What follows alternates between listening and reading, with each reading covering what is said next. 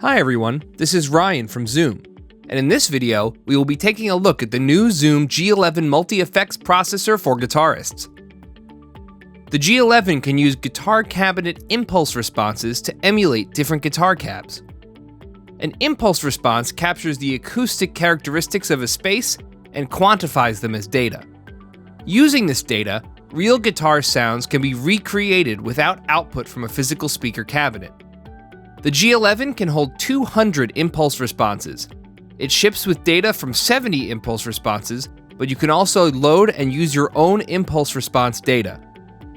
To load an impulse response, you will need to copy the file onto a USB flash drive. You can connect the flash drive to the USB host port on the back of the G11. Next, tap the Import IR icon on the G11 touchscreen.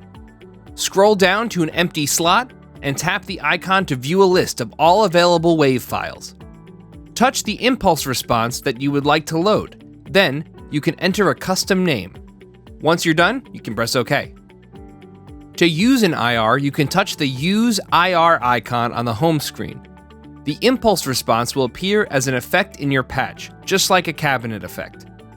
Touch the tap icon to view the list of impulse response options. Touch the desired impulse response and it will be added to your patch. For more information about the G11, you can visit our website at zoomcorp.com.